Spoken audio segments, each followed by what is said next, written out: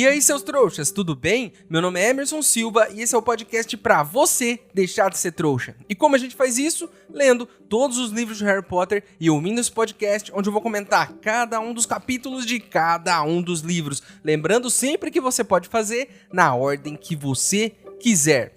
Hoje vamos comentar o que eu achei do livro Harry Potter e a Ordem da Fênix. Mas antes de analisar esse tijolão, no último episódio do podcast, no bloco final, eu fiz uma pergunta pra vocês. E eu perguntei, o que você achou de Harry Potter e a Ordem da Fênix? A Thaís Milani disse que amou relembrar esse livro comigo e que tá pensando muito sobre como eles crescem, né? E que a visão deles muda e o mundo bruxo se expandiu demais. Isso é uma grande verdade, hein? As coisas estão em outro nível nesse livro. E de fato, eles estão encarando uma ameaça muito maior, que é o retorno do Coisa Ruim. E é claro, estão também enfrentando algo muito pior do que o Cabeça de Tartaruga, né? Nesse caso, a adolescência que traz consigo espinhas, cheiro ruim, rejeição e um monte de pelos crescendo pelo corpo. A Laura Miranda, achei simplesmente maravilhoso. Achei que ia ser chato por conta dessas coisas do ministério e etc. Mas nos surpreendeu muito positivamente. Sim, esse livro é ótimo, Laura, assim como todos os outros, apesar de ser um tijolão de mais de 600, 700 páginas. E essa parte da política e do ministério realmente poderia ser muito chata, se não fosse incluída de uma forma muito legal aqui, mostrando que decisões ruins dos governos geram um impacto muito negativo em toda a sociedade, e isso é bem explorado nesse livro, hein? E falando em ministério, tem a parte que eu mais gosto dele, que é o departamento de mistérios. E falando em mistério, esse livro é cheio deles. Tipo, onde foi parar o Sirius? O que aconteceu com a Umbridge na floresta? O que aconteceu com o Grope? Ele arrumou uma namorada? E o mais enigmático de todos os mistérios: será que o Pirraça devolveu a bengala da professora Minerva? A Nay Freitas Costa disse que é o melhor livro da saga. Além de ter um tamanho razoável, tem também um tom revelador e personagens novos que dão todo o ar complementar para a trama.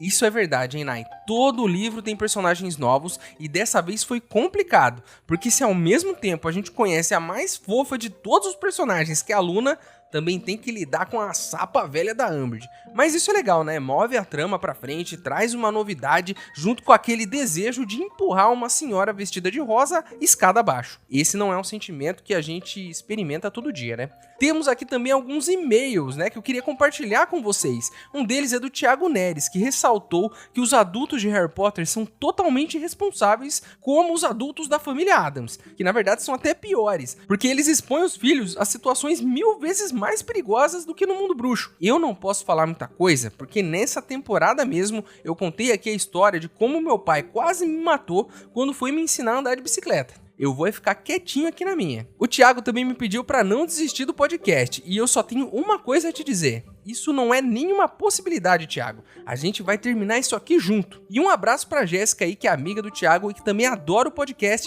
e ouve no trabalho. O que não é uma boa ideia, hein, Jéssica? Já que as pessoas dormem ouvindo esse programa. E se você dormir no trabalho, pode acabar arrumando um problema aí. O Arthur Scorch mandou um e-mail para dizer que eu sou muito melhor do que a professora Trelawney, porque as minhas previsões que eu fiz no episódio 15 do Prisioneiro de Azkaban, acertei todas.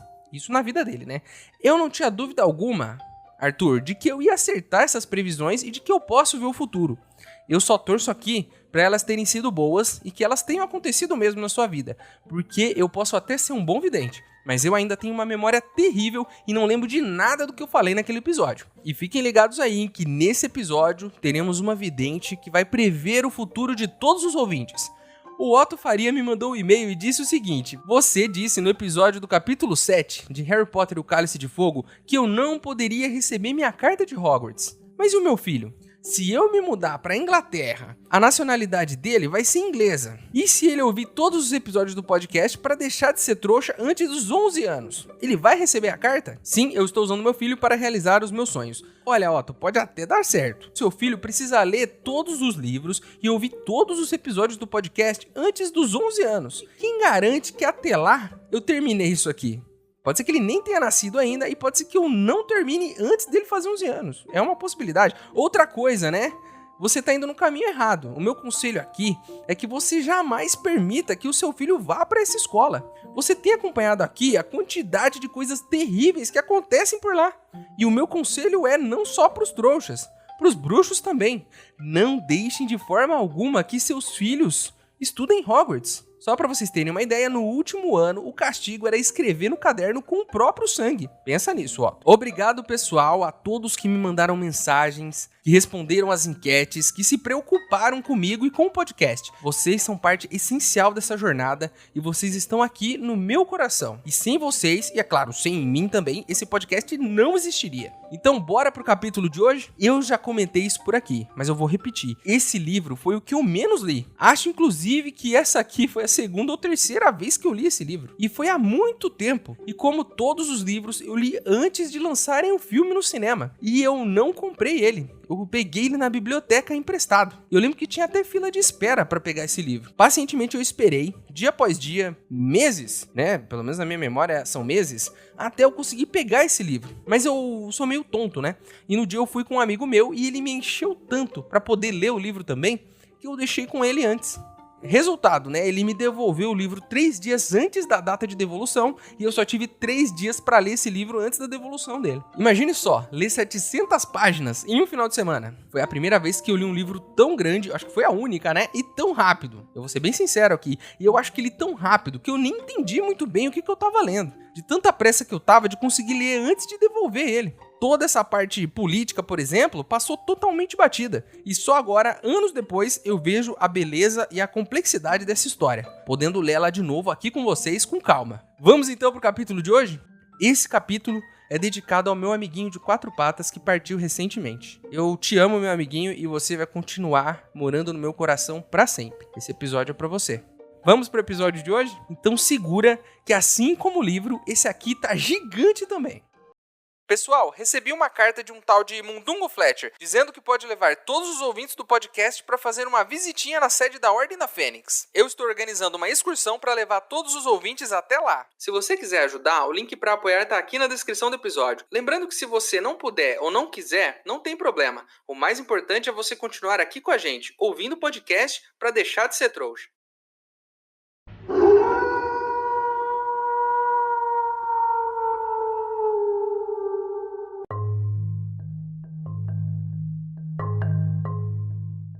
É com grande prazer e com orgulho que hoje eu trago aqui no podcast, nesse episódio especial, a maior vidente de todos os tempos, aquela que nunca errou uma previsão, a mulher de 1000 olhos, a rainha da borra de café, a neta da segunda maior vidente de todos os tempos, Tetralonei. E o que a bola de cristal nos diz, mulher dos 1000 olhos?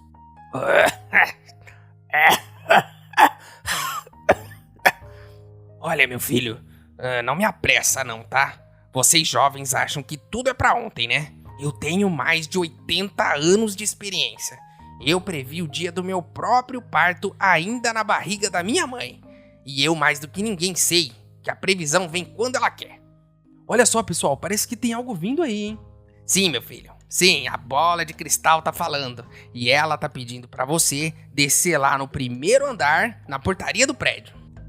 Mas eu deveria descer? Algo de ruim não vai acontecer comigo? Não, eu tenho certeza. Algo muito bom te espera lá, hein, meu filho? Mas senhora, tem certeza? Olha, se apressa, por favor, que se o entregador não for atendido, ele vai cuspir na minha pizza.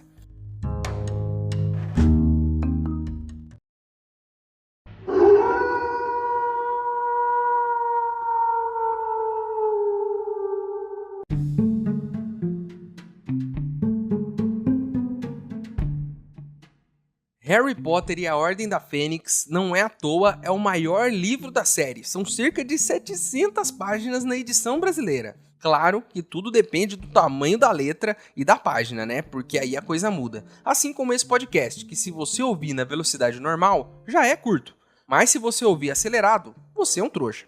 O livro se tornou, na época, o livro mais vendido da história, com mais de 5 milhões de cópias vendidas nas primeiras 24 horas. E desde então, ele já vendeu mais de 55 milhões de cópias. O jovem que me ouve e não tava lá naquela época não tem noção do que foi. E eu sempre repito isso aqui. A cada novo livro, as filas de crianças na porta das livrarias era cada vez maior. A gente via na época as reportagens na TV, no mundo todo, as crianças fazendo fila para comprar livro. Isso nunca mais vai acontecer. Primeiro, porque Harry Potter já foi escrito e ninguém vai escrever outro Harry Potter, nem mesmo o autor original, que hoje em dia está mais preocupado em ofender as pessoas nas redes sociais do que em escrever livro. E outro motivo é que hoje em dia você compra tudo pela internet e não dá para fazer fila na internet, né? Você nem precisa, inclusive, sair de casa para comprar o seu livro. Em uma entrevista, a autora disse que uma das razões da Ordem da Fênix ser tão longo é que ela teve que mover muito o Harry de lugar, e isso leva tempo para levar ele até esses lugares e tirar ele de lá. Sabe que eu nunca pensei nisso? E é muito verdade. Vamos pensar junto aqui. O Harry começa na Rua dos Alfeneiros, vai para a Ordem da Fênix, depois ele vai para o Ministério, depois ele volta para a Ordem da Fênix, depois ele vai para a escola, vai para a Ordem da Fênix de novo, volta para a escola, vai para o Ministério, volta para a escola e no final volta para a Rua dos Alfeneiros. Cada deslocamento tem que ter um motivo, tem que se explicar esse motivo. Tem que fazer a jornada do personagem indo de um lugar para o outro e depois voltando. Esses lugares precisam ser descritos, além das pessoas que estão neles. Nesse caso aqui, nesse livro, pelo menos umas 200 páginas deve ser só de Harry indo de um lugar para o outro. E você aí, já parou para pensar em quanto tempo você gasta na sua vida indo de um lugar para o outro? Sendo indo para a escola, faculdade ou trabalho?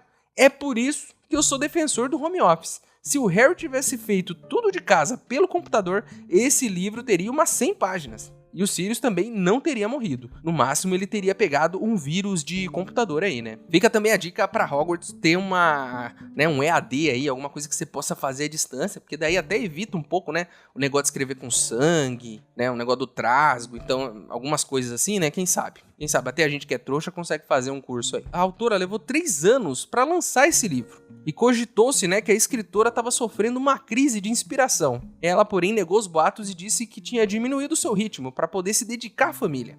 Ela também declarou que reescreveu a cena da morte do Sirius algumas vezes e que ficou muito triste por ter que escrever ela. Mas ela acrescentou que a morte não foi arbitrária, que o Harry precisava seguir sozinho, né, e que muito apoio torna o trabalho dele difícil. Eu acho, sinceramente, que ela devia ter reescrito mais vezes a morte do Sirius, porque eu achei meio fraca. Sinceramente, eu achei ruim. A gente vai chegar nisso lá na frente, eu vou falar sobre isso, mas eu achei ruim. Harry Potter e a Ordem da Fênix recebeu avaliações positivas. Em uma crítica do New York Times, John Leonard elogiou o romance, dizendo que a Ordem da Fênix começa devagar, reúne velocidade e depois dá uma manobra com cambalhotas para sua conclusão. Quanto mais o Harry cresce, melhor ele fica. Essa foi a crítica aí. Porém, ele também critica Draco Malfoy e o Voldemort, que eles são muito previsíveis, alegando que a cada romance precisa de um vilão secundário para poder acontecer. E isso é real. Esse cara tá muito certo. O Voldemort se tornou muito previsível. A gente tem que admitir aqui. Em A Pedra Filosofal, ele se esconde na cabeça do Quirrell. E ele que faz todo o trabalho sujo. Na Câmara Secreta, ele tá agindo pelo diário. E tá usando a Gina. No Prisioneiro de Azkaban, ele sequer aparece. A gente fica aqui com o Rabicho. No Cálice de Fogo, ele fica só nos planos malucos dele, usando o mood de mentira pra fazer as coisas, né? Nem o Cedrico foi ele que matou, foi o Rabicho. Aqui em A Ordem da Fênix, mais uma vez, ele não aparece muito. Ele fica bolando aqui aqueles planos mirabolantes que dependem de muitas variáveis, né? Fora do controle dele, inclusive. E por se esconder tanto, ele fica um vilão meio que sem respeito, né? Pelo menos eu falo aqui da minha parte, eu tenho zero respeito pelo Voldemort até agora. A Umbridge botou mais terror nesse livro do que ele. Ela era uma vilã que ele não foi nesse livro. Até na hora de fazer algo ruim nesse livro, ele não fez. Quem fez foi a Bellatrix, foi ela que passou o Sirius dessa pra melhor. É claro que a gente tem motivo pra isso, né? Primeiro, porque ele é o chefão, e quem suja a mão de verdade são os capangas, né? Ele não vai ficar resolvendo cada coisinha, manda os caras resolver. Além disso, esse vilão tá em construção. A ideia, né, principalmente em sagas grandes, é que você só enfrente o vilão de verdade no final. Pra valer, no último livro. Faz todo sentido porque a ameaça maior fica guardada pro fim. Mas a gente também não pode discordar que até aqui ele não foi lá uma grande ameaça, né? Ele não botou tanto medo assim até aqui. Talvez consiga daqui pra frente, né, no final, quando chegar no seu ápice. A gente só espera que ele realmente apareça de verdade, né? Porque se chegar lá e ele ficar se escondendo de novo, aí a coisa vai complicar pra ele, né? A crítica Cida Azevedo, do Plano Crítico, afirmou que o livro é um pouco decepcionante para quem esperava muita ação no retorno do Valdemar. Nossa ouvinte do podcast, a Laura Miranda, comentou aqui mesmo, nesse episódio, agora há pouco, que ela estava esperando que a coisa toda fosse pegar fogo, né? E que as coisas do Ministério fossem dar uma enrolada no livro. Não foi exatamente isso que ela falou, mas deu pra entender que foi isso. Se aprofundar no Ministério e ver toda essa parte política, freia mesmo um pouco o andamento desse livro. Mas é importante dar contexto. Trata as repercussões políticas da volta do Voldemort. Mostra a resposta da comunidade bruxa. E isso é muito legal, porque prepara o terreno para o que está por vir aí. Eu acredito sinceramente que essa parte política, inclusive, dá muito mais profundidade a essa saga. E que sem ela, esse livro seria só mais um livro de fantasia comum. Mas olha só quanta coisa a gente pode analisar e discutir e até trazer para o mundo real, graças a essa parte política do livro. A obra vive depois que você já leu, na sua cabeça, porque você não para de pensar em todos aqueles detalhes. Eu confesso que quando eu li pela primeira vez, eu não enxerguei nada disso. Até porque eu li correndo, né? Mas agora, depois de reler junto com vocês, eu percebo que esse livro ele é muito importante. E o livro que eu menos gostava virou agora um dos meus favoritos. Inclusive é um dos meus 7 livros favoritos de Harry Potter. E não vem falar, só tem 7. Não. Os meus 7 favoritos, que são os que eu tô lendo aqui, e tem uns outros aí que, quem sabe, né? A gente pensa aí se vai falar desses livros ou não.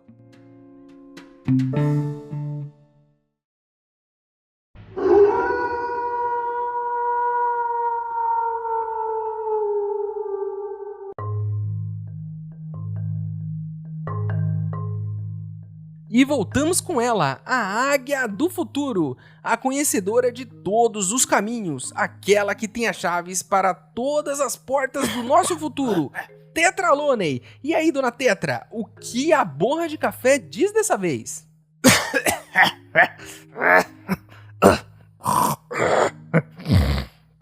Olha, meu filho, a única coisa que diz aqui é que esse cafezinho que você me serviu é terrível. Como é que você chama uma senhora pra sua casa pra dar uma entrevista e não serve nem um café decente?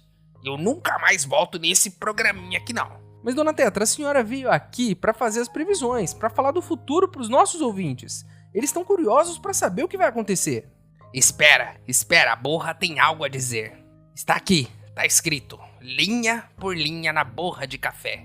E o que diz aí? Ó, rainha implacável do que ainda não foi escrito. Diz aqui que esse café é o mais barato que você achou no supermercado, né? Olha só isso aqui. Olha a cor desse pó. Eu falei pra você comprar café gourmet, que eu só bebo café gourmet. Aquele que fica no último corredor do supermercado. Isso aqui, água suja, é a mesma coisa. Como é que eu vou ver o futuro nisso aqui?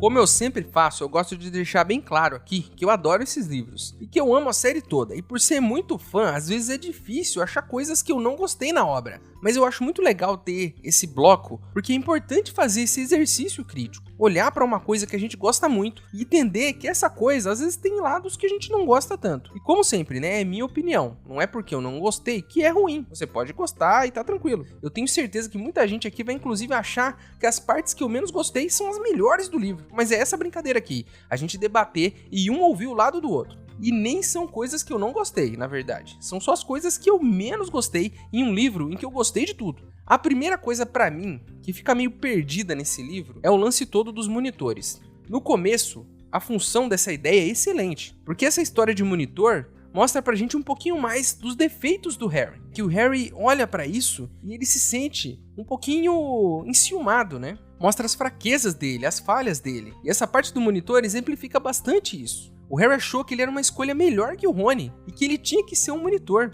E isso é incrível no livro, porque se por um lado o Harry sente um pouco de ciúmes, não demora muito e ele já recobra a consciência e entende que ele é sempre o centro das atenções e o amigo fica em segundo plano, e que essa é a vez do amigo aparecer um pouquinho. O Harry amadurece em 5 segundos. Mas se por um lado ela mostra as falhas do Harry e dá destaque pro Rony, que inclusive no decorrer desse livro ganha mais destaque ainda quando se torna o goleiro da Grifinória, essa parte dos monitores só serve pra isso. E ela tinha muito potencial, na minha opinião, né? ela é um pouco esquecida ao longo da história. E uma coisa que poderia ser um trunfo ali, uma arma deles pra poder organizar a armada de Dumbledore, pra gente ter alguma cena engraçada do Rony brincando com os alunos mais novos porque ele é monitor, porque agora ele é uma figura de autoridade. É claro que eu entendo que o livro é sobre o Harry e que ele não é um monitor, né? E eu entendo que não fica mostrando o dia a dia do Rony. Mas eu acho que a gente podia ter isso em alguns pontos da história. Eu queria muito, pelo menos, ouvir numa mesa de café da manhã alguma história de como o Rony fez 2 alunos do primeiro ano carregarem as coisas dele até a sala de aula porque ele é um monitor. E depois da Hermione, sei lá, chegando e repreendendo ele. Eu sei que até acontece algumas coisas assim, mas eu acho que eu queria ver um pouco mais. Isso, é claro, é uma percepção minha, é uma decepção minha, porque eu queria ver o Rony monitor em ação, sabe? Fazendo coisas pela escola. Além de aparecer pouco, eu achei meio caído o Dumbledore no final dar uma mega explicação de horas sobre o futuro do Harry. E aí no final dizer que só por isso não escolheu ele como monitor. Parece besteira, mas ele fala aqui de um jeito como se o Harry merecesse muito mais do que o Rony.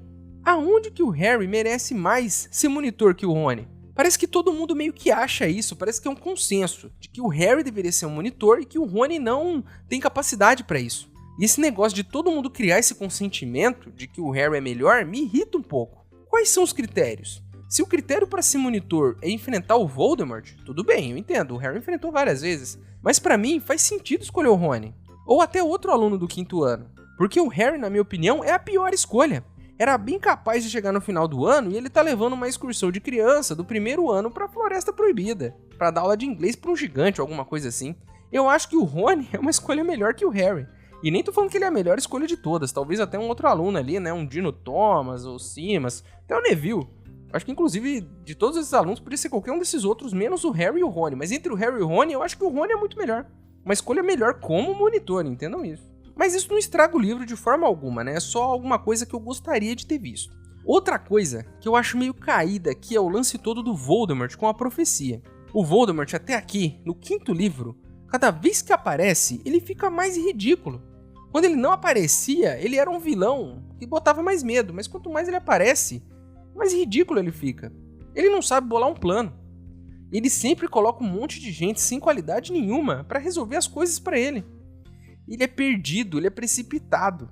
Primeiro, vale ressaltar que isso tudo é legal, né? Que é legal ter heróis com defeitos e também vilões com defeitos. É legal ter no livro, por exemplo, no último que a gente leu, o Valdemar mostrando toda a sua insegurança, né? Falando ali pros Comensais da Morte, quando ele voltou, que o Harry era só um bebê, que como isso é possível, que agora ele vai acabar com o Harry na frente de todo mundo. Isso é a insegurança dele falando, querendo se provar na frente dos outros, né? Mas chega um ponto em que ele é tão atrapalhado que eu até deixo de respeitar um pouco ele, sabe? Como um vilão. Nesse livro, por exemplo, se você me pedir pra apontar um vilão, com certeza vai ser a Sapa Velha. Eu tenho certeza disso. E eu entendo que o Voldemort é o chefão.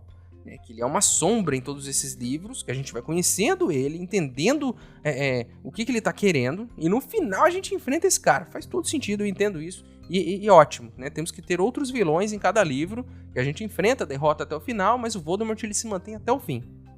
Mas ele, às vezes, é um bocó completo, né? Ele ouviu metade da profecia e já saiu correndo pra matar os pais do Harry. Isso é um pouco legal também, porque mostra, né, que ele tem todo esse medo de perder os poderes dele, que ele vai até as últimas consequências pra fazer as coisas e que ele não precisa de um motivo pra fazer isso. Ele não precisa, ele só gosta de matar. É legal isso. Mas pelo menos ele podia tentar, né, sei lá, ir atrás da Trelawney. Quem garante que ele não foi também, não tá dizendo aqui na história, mas talvez ele tenha ido. Mas pra mim podia ter ficado mais claro que ele tentou descobrir sobre a profecia, que tentou descobrir o resto, e não conseguiu, e foi lá e tentou resolver as coisas. Me desculpa, gente, se tiver isso no livro, peço perdão, o livro é muito grande, eu já me esqueci de algumas coisas. Mas eu não me lembro de ter um trecho falando que ele foi atrás pra descobrir o resto. O plano dele nesse ano é pior do que o do ano passado. Ano passado eu comentei isso, que o plano pra pegar o Harry era ruim. Mas como deu certo e teve sucesso, o plano é bom, né? Se funcionou é bom. Mas esse ano nem isso. Nem funciona. O plano é mal feito, né? E conta com a sorte do herói no final.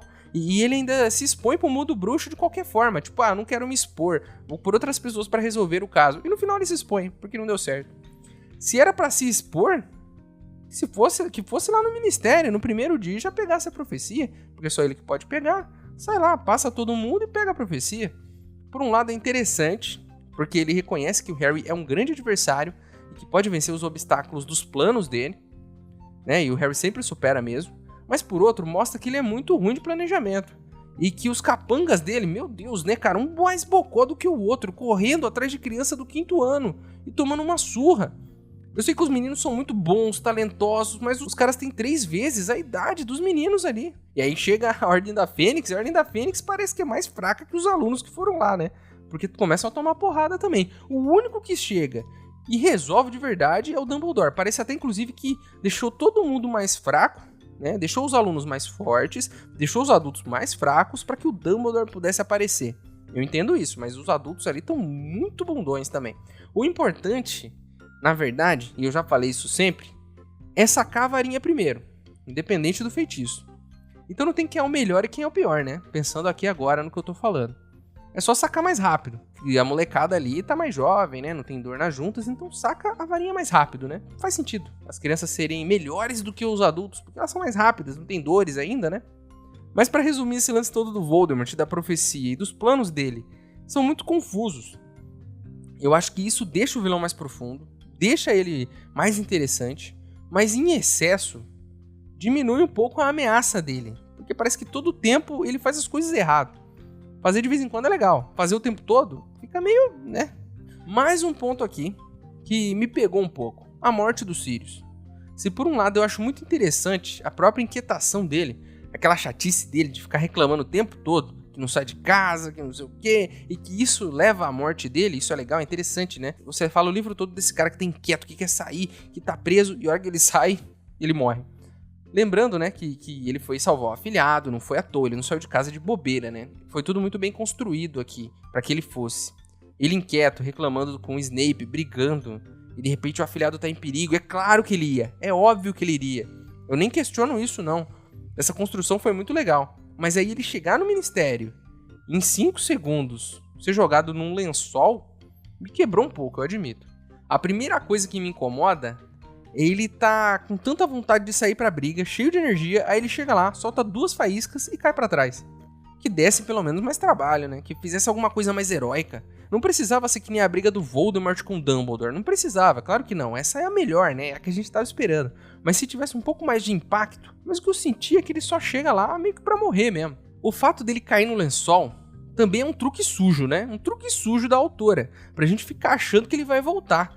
Pra você hoje que sabe a história toda, meio que é tranquilo, mas imagine numa época que você leu esse livro e não tem outro livro ainda. Por que ela fez isso? Pra todo mundo ficar, ele volta no próximo livro, hein? As pessoas até morrem de jeitos estranhos no mundo real também, mas isso aqui foi um truque sujo dela, né? Pra gente ficar fazendo teoria até sair o próximo livro. Ou até pior que isso, né? É um truque sujo que anos depois um mau caráter qualquer pode pegar e inventar uma peça de teatro sem sentido, onde o Sirius sai do véu e volta pra fazer alguma coisa, né? O que me incomoda de verdade é tipo, ah lá pessoal, lá vem o Sirius. A gente se empolga, a gente fica com esperança, a gente acha que ele vai acabar com todo mundo ali. Ele podia até morrer, mas que ele fizesse, né, uma bagunça ali. Pra que ele saísse de casa e virasse todo mundo ali do avesso antes de morrer. Morresse, sabe, no último segundo. Não, ele chega, solta 2 faiscadas e cai no lençol mágico. Aí a Bellatrix fica sorrindo lá. Ah, como eu sou malvada, né? Só serviu pra isso, né? Matou um baita personagem de qualquer jeito, sem que tivesse um desenvolvimento ali, só pra gente odiar a Bellatrix. Só faltava no próximo livro, a gente tá com raiva dela, esperando ela tocar o terror em todo mundo, aí ela chega e cai em um buraco. Ou sei lá, desaparece, né? Pra que a gente fique depois falando, será que ela volta? Será que ela volta? Só faltava fazer isso também, né?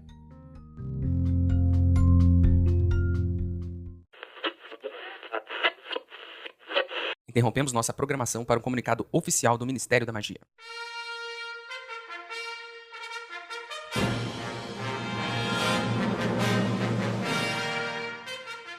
Olá, querido ouvinte. Meu nome é Astolfo. Nós sabemos que o mundo bruxo está um caos, né? Que hoje em dia você não pode mais andar montado em um dragão livremente, queimando pequenas casas e plantações, sem que o Ministério venha te perguntar se você tem uma habilitação para isso. O mundo bruxo não é mais seguro também. Você sabe quem está de volta fazendo você sabe o que, você sabe onde e você sabe com quem. E você aí não pode fazer nada a respeito. E é por isso que eu estou aqui, Astolfo Borges, o seu candidato a ministro da magia, pronto para te defender. Porque o Cornélio fugiu. Então vote em mim, Astolfo Borges, porque eu sou a sua única opção. Nesta eleição, vote Astolfo. Astolfo Borges é o melhor candidato. Nem parece real.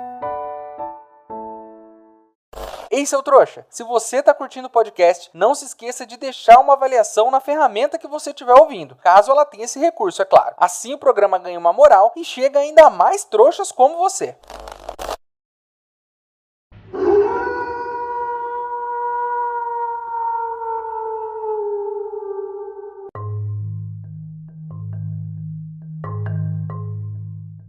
E agora, a nossa vidente, a que tudo sabe, a mente brilhante que ilumina o nosso futuro, Tetraloney, está de volta para fazer as previsões que todos estão curiosos para saber.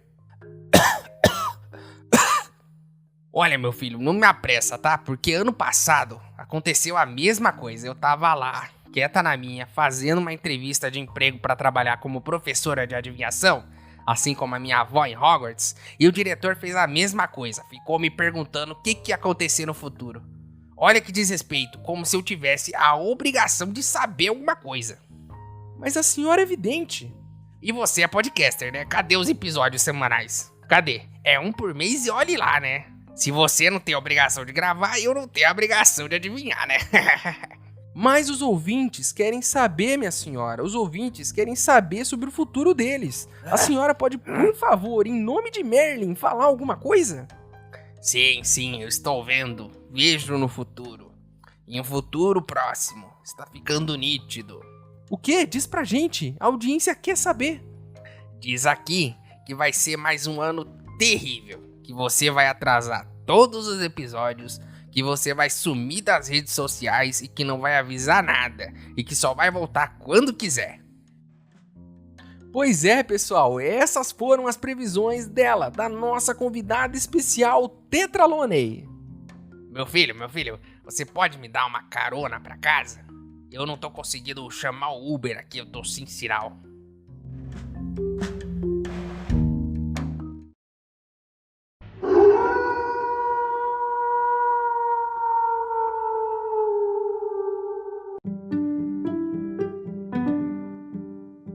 Chegou aquele momento maravilhoso de falar o que eu mais gostei nesse livro. E eu vou ser bem sincero aqui, como esse livro mudou pra mim. Na minha infância, de uma leitura difícil e um pouco confusa, esse livro mudou completamente. Ele traz uma visão nova agora, que eu estou mais velho relendo aqui com vocês, né? Ele traz uma visão do ministério, ele fala das repercussões de tudo que aconteceu no último ano, ele amadurece e mostra os defeitos desse protagonista, que é o Harry. Esse livro é importantíssimo e ele é um dos melhores na hora de trazer essas reflexões importantes para o mundo real. Como esse livro mudou, na minha opinião, mudou muito. Dessas coisas que mudaram na minha cabeça, a mais gritante são essas explosões de raiva do Harry. Se mais jovem eu reclamei e achei um pouco irritante isso nele, isso me incomodava um pouco. Dessa vez, eu tô do lado dele. O Harry tá sofrendo calado há 4 anos, sendo injustiçado pelo mundo bruxo, pelos tios, pelos colegas chatos da escola, tipo o Malfoy. Nesse livro, ele foi abandonado na Rua dos Alfeneiros, pegando lixo, jornal no lixo, pra saber o que tá acontecendo, pra tentar descobrir o que tá acontecendo, deitado atrás de arbusto pra ouvir o jornal. Faz sentido ele se revoltar, mas a forma como ele expressa isso é uma forma de um adolescente de 15 anos. Então ele se expressa de um jeito confuso, ele acaba machucando as pessoas gratuitamente, até os amigos que tentam ajudar ele. Ele machuca esses amigos, ele afasta as pessoas. Isso deixa ele mais profundo, mais humano, faz todo sentido com a idade que o personagem tem, com a imaturidade que ele ainda tem, faz todo sentido. Como é bom ver ele gritando pro Dumbledore, irritado com os adultos, que deixaram ele completamente no escuro, né? Mas Emerson, você acha que ele tinha razão em gritar com Dumbledore? Sim, eu acho que ele tinha razão em gritar com Dumbledore. Eu acho.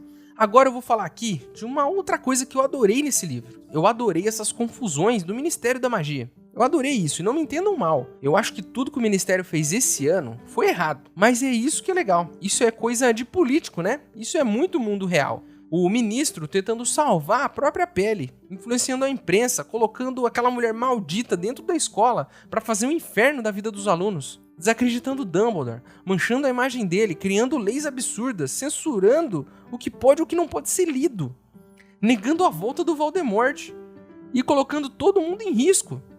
É claro que eu discordo de tudo que o ministro fez, mas eu adoro que tenha isso nesse livro. Essa parte é interessantíssima e é muito atual e faz todo sentido, se conecta tanto com o nosso mundo, onde as pessoas que governam esse mundo só pensam nelas mesmas. Ter isso num livro infantil com tamanha complexidade, como é que pode isso? Dá pra aprender política, de certa forma, é claro, lendo Harry Potter. Olha que loucura, né? Faz muito sentido toda essa incursão do Ministério nesse ano. Faz muito sentido ela estar aqui e dá uma camada muito interessante pra essa história. Que é impossível a gente não gostar disso, depois de uma certa idade. Quando eu era criança eu não gostei, eu admito, mas agora eu acho incrível.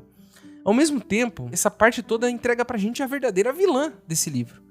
Que se tem uma vilã nesse livro, é a Megera, a Sapa Velha, não é o Voldemort. A gente odeia ela. Ela importuna a gente todas as páginas. O jeito dela, as ideias dela, o preconceito dela. Mas olha que raiva que dá dessa mulher, cara, de tudo que ela fez. Muito mais raiva do que do Voldemort, que aparece ali no final, toma um pau do Dumbledore e vai embora. Aparece ali num sonho ou outro também, né? Quem mandou os Dementadores pra rua lá dos trouxas foi ela, não foi o Voldemort. Né? Não foi o Voldemort que assumiu o controle dos Dementadores e mandou eles pra Rua dos Alfeneiros ali. Não era a Rua dos Alfeneiros, era a Rua não sei do que. Não foi ele. Foi ela. Ela é a vilã. Ela que mandou os Dementadores pra lá. Definitivamente eu adoro toda essa participação do Ministério nesse livro. Não concordo. Mas eu adoro que tenha isso, que tenha essa camada na história. Todas essas cagadas do Ministério, esses erros que eles fazem o tempo todo. Isso é muito legal. E isso abre brecha pra gente analisar muito.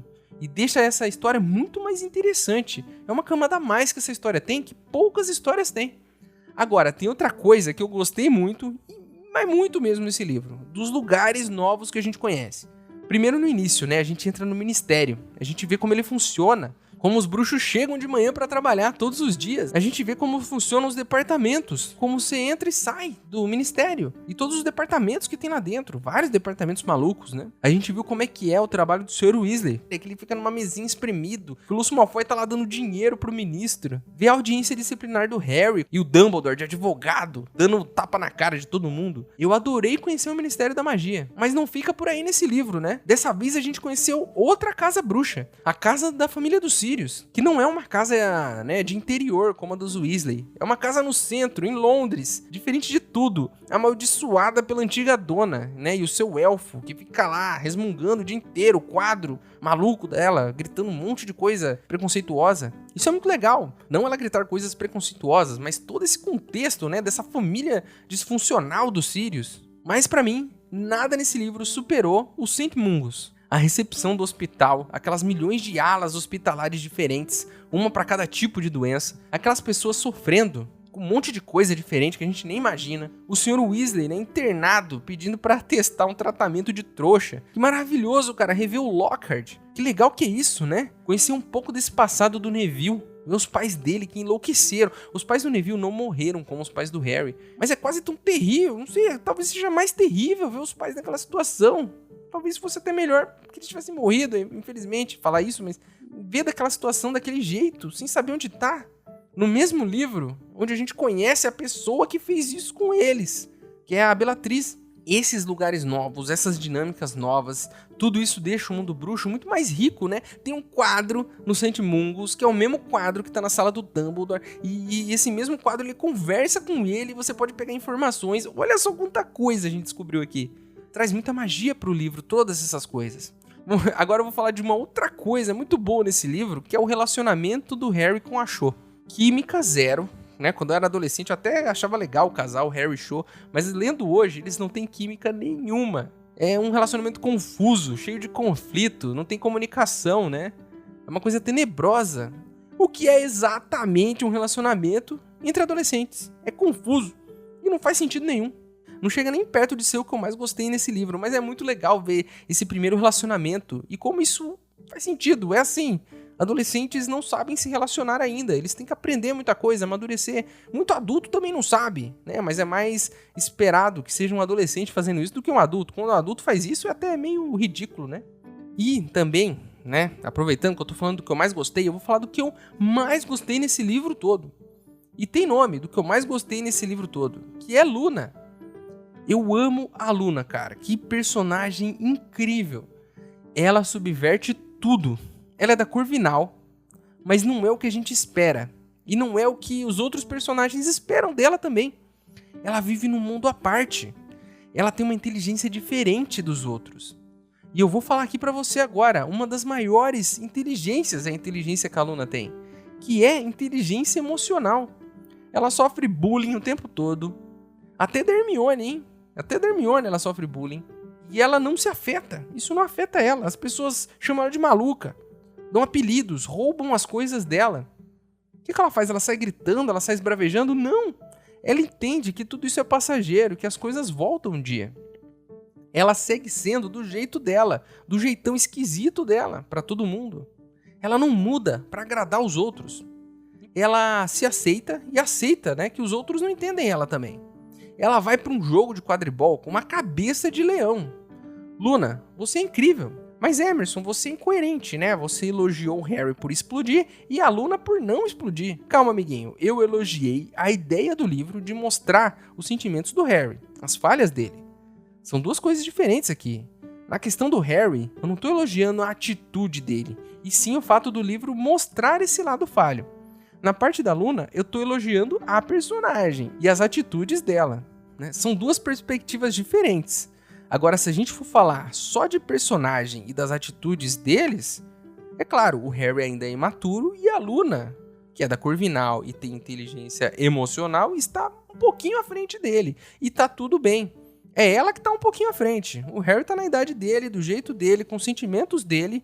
São pessoas diferentes. E é muito legal que o livro mostre essas diferenças. Os dois casos de pessoas que reagem de formas tão diferentes para os problemas da vida. E assim, as pessoas são diferentes. É a vida real. Olha só, não é legal isso?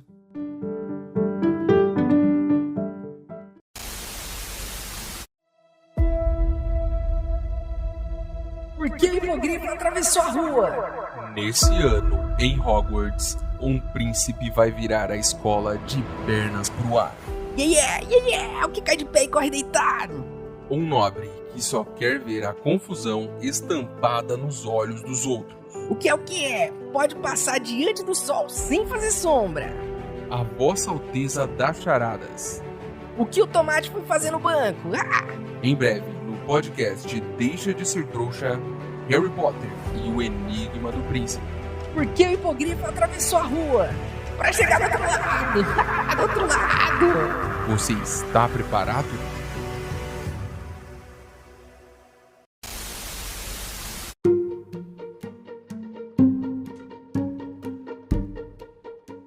Então é isso, meus queridos. Terminamos o último episódio de Harry Potter e a Ordem da Fênix. A capa do episódio de hoje foi ilustrada pela Mari Granpré.